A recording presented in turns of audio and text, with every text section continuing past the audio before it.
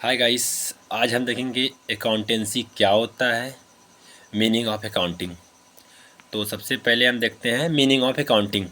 तो accounting is the art of recording, classifying and summarising in a significant manner and in term of money of transaction and event which are part at least financial character interpreting the result thereof। ऐसा कहने का मतलब ये है कि जो accounting है वो अकाउंटिंग एक आर्ट है जिनमें हम क्या करते हैं, जिनमें हम रिकॉर्डिंग करते हैं, जिनमें हम क्लासिफाइंग करते हैं, जिनमें हम समराइज करते हैं। एक टर्म ऑफ, यहाँ पे लिखा हो टर्म ऑफ मनी के रूप में, जो भी ट्रांजेक्शन है जो भी उसको मनी के रूप में लिखते हैं। यहाँ लिखा हो एटलीस्ट फाइनेंशियल करेक्टर, फिर उसको रिजल्ट को हम दिखाते हैं। ठीक, इसका कहने का मतलब क्या है, जो अकाउंटिंग है वो आर्ट है। हम जो भी उसमें रिकॉर्डिंग करते हैं, जो भी क्लासीफाइंग करते हैं, जो भी समराइजिंग करते हैं, उनको हम मनी टर्म में दिखाते हैं, पैसा के रूप में। ये नहीं कि हमने 10 किलो ऑयल लिया और कुछ भी चीज़ लिया तो उसको मैं केजी में लिखूँगा, केजी में नहीं लिखूँगा, उसको मनी टर्म में ही लिखूँगा कि कितने रुपीज़ का है। और इसे कहने मतलब जितनी भी सारी चीज़ें फाइनेंशियल करेक्टर के बारे में लिखेंगे, अदरवाइज कुछ नहीं लिखेंगे उसमें अकाउंटिंग में, अदरवाइज कुछ भी नहीं लिखेंगे। और उनको रिजल्ट दिखाएंगे, जो भी इंटरप्रेजेंट, जो भी उनका रिजल्ट है वो हम दिखाते हैं। ये एक्चुअली हम ये लिखा हुआ वहाँ पे, ये आप याद कर लीजिएगा, ये आप याद करें तो अच्छा रहेगा, क्योंकि ये लिखा हुआ America institute of certified public accountant. ठीक, अब हम देखते हैं नेचर। एक सेकेंड, एक बार और देख लीजिए अकाउंटिंग क्या है, अच्छे समझ में आ जाएगा।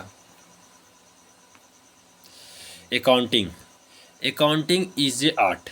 जो अकाउंटिंग है वो आर्ट है। उसमें क्या क्या होता है, उनमें कलेक्टिंग होता है, डाटा कलेक्ट करते हैं, डाटा को समराइज करते हैं, डाटा को एनालिसिस करते हैं, डाटा को रिपोर्टिंग करते हैं। यहाँ पे लिखा हुआ नीचे साफ साफ, in money term information about the business. जितने भी बिजनेस के बारे में जो भी होगा उसको मनी टर्म में ही लिखेंगे, अदरवाइज किसी में नहीं लिखेंगे। इसी को हम फाइनेंशियल कहते हैं, फाइनेंशियल सॉरी, इसी को हम अकाउंटिंग करते हैं। जितनी भी सारी चीज़ें उसको हम मनी टर्म में ही लिखेंगे। ठीक, इस ओके, चलिए आगे बढ़ते हैं। अब यहाँ करेक्टरिस्टिक्स देखते हैं। Accountancy characteristics.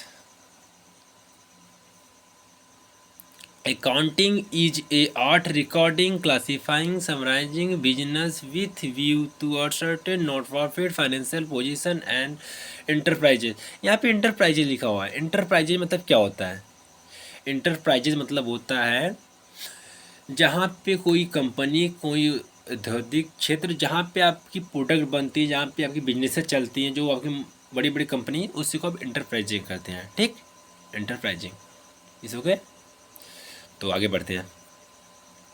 अब यहाँ लिखा अकाउंटिंग इज द साइंस। अभी तो आप बोलेंगे सर आप तो बताएं कि अकाउंटिंग आर्ट है, लेकिन अकाउंटिंग जो है वो साइंस भी है। यहाँ पे साफ साफ लिखा हुआ है accounting is a science, it is a also organise body of knowledge basically on certain specified the principle and accounting standard. जितने भी मतलब जो भी समझ में आएगा अकाउंटिंग बारे में, उसका एक प्रिंसिपल पे आधारित है, वो एक थ्योरी पे आधारित है, एक बेसिक किसी चीज़ पे आधारित है, टेक्निकल पे। इसीलिए कहते हैं कि अकाउंटिंग जो प्रिंसिपल पे आधारित है। अब सेकंड क्या है, दूसरा देखते हैं, recording of financial transaction only. अच्छा हाँ, only those transaction and event और recording in accounting which are of a financial character.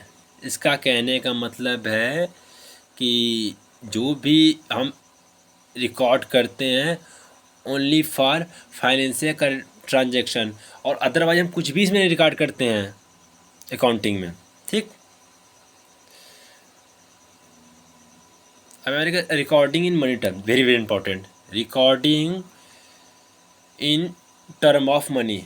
हम इसको मनी के ही टर्म में रिकॉर्ड करते हैं। आपको मैं पहले बताया था कि जो भी हम अकाउंटिंग में जो भी हम रिकॉर्ड करते हैं वो मनी के टर्म में रिकॉर्ड करते हैं, ना कि मतलब कि 2 किलो चीनी लेना है तो 2 किलो ऑयल लेना है। तो अदरवाइज जितने प्रोडक्ट हैं, जो भी आपकी चीज़ें हैं, तो आप उसको ग्राम में नहीं लिख सकते हैं, उसको आप पैसा के रूप में लिखेंगे, मनी टर्म में ही लिखेंगे, अदरवाइज किसी टर्म में नहीं लिखेंगे, बस मनी के टर्म में लिखेंगे।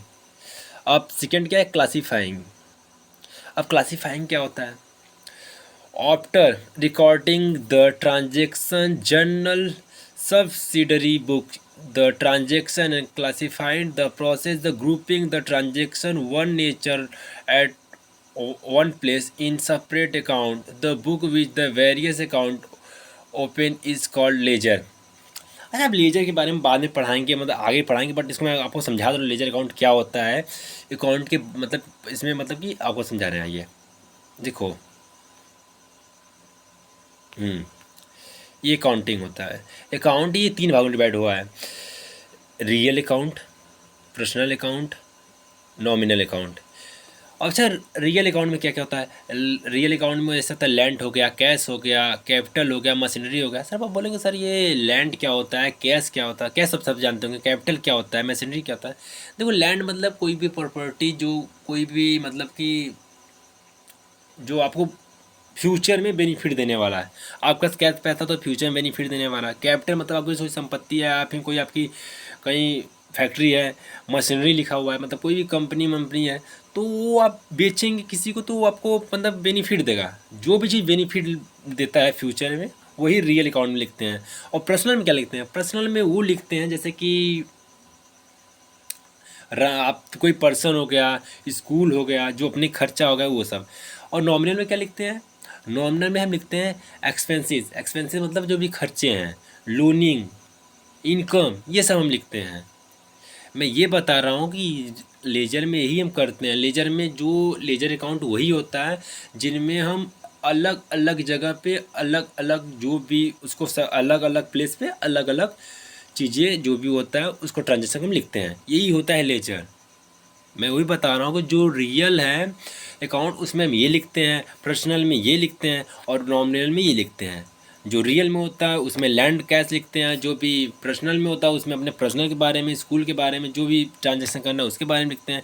और जो भी नॉमिनल में वो लिखते हैं जो मुझसे खर्च हो गया पैसा या फिर जो लोनिंग है, जो भी इनकम है, तो सब चीज़ें लिखते हैं। यही लेजर होता है, अलग अलग जगह पर अलग अलग चीज़ लिखते हैं। अच्छा, अब समराइजिंग। समराइजिंग क्या होता है, तो हम समराइजिंग पढ़ेंगे। तो summarising is the art of presenting data in manner which understand and useful the management and other user of such a data. The involve the balance of ledger account of ledger amount and the prepared the try balance with the help of such balance। ये देख रहे हैं आप, ये देखिए आप, ये चीज़ try balance. अब ट्राई बैलेंस आ गया सर, ये ट्राई बैलेंस क्या होता है। ट्राई बैलेंस में आपको समझा दूँ ट्राई बैलेंस क्या होता है। समराइज में क्या होता है अब दिखा रहे हैं आपको। समराइज में देखिए, समराइज में जो भी आपके पास पैसे आए हैं और जो भी आपके पास गए हैं और जो बचा हुआ है उसको पूरा हम डिटेल में लिखते हैं। जैसे कि हमारे पास 14,000 यहाँ पे आया, 14,000, फिर 4,000 गया और कितना पता 10,000। तो ये सारा डॉक्यूमेंट जितने भी सारे होते हैं, जो भी मनी होता है, मैं उसको लिखता हूँ। जो गया, जो आया, जो बचा हुआ है, वो सब सारे को हम समराइज करते हैं। ठीक, वही होता है। वो जिसमें लिखते हैं वो लिखते हैं हम ट्राई बैलेंस में। ठीक, यहाँ लिखा हुआ देखिए, यहाँ पे लिखा हुआ ट्राई बैलेंस। अब कोई पूछा ट्राई बैलेंस क्या होता है। ट्राई बैलेंस में हम जो भी इनकम आउटफ्लो हुआ है, जो भी इनकम इनफ्लो हुआ है और जो इनकम हमारे पास है पैसा, उसके बारे में लिखते हैं। इस ओके, अब आगे बढ़ते हैं। अब लिखा है अकाउंटिंग सर्कल, ये वेरी इंपॉर्टेंट है। अब ये सर्कल बना दीजिएगा, एग्जाम में पूछिए, कहीं पूछिए, सर्कल आप बना दीजिएगा। ये सर्कल बहुत ही इंपॉर्टेंट है, आप ये समझ जाइए। इसी सर्कल पूरा बेस है, अकाउंटिंग का पूरा बेसिक इसी सर्कल पे है। सबसे पहले हम ट्रांजेक्शन करते हैं, रिकॉर्ड करते हैं, फिर जर्नल में वो करते हैं, फिर लेजर में लिखते हैं, फिर समराइज करते हैं। जिस समराइज इसमें करते हैं, ट्राई बैलेंस में समराइज करते हैं, फिर क्या करते हैं, फिर ट्रेडिंग, ये ट्रेडिंग, प्रॉफिट लॉस, ये सब करते हैं। ठीक, book of original entry, cash book, purchase book, cell book, purchase book, return book, ये सब सारी चीज़ें सब करते हैं। ये सरकार देख लीजिएगा।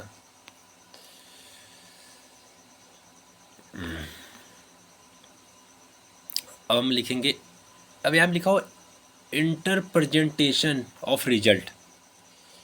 इसका कहने का मतलब साफ साफ है, आप एक बार पढ़ लीजिए।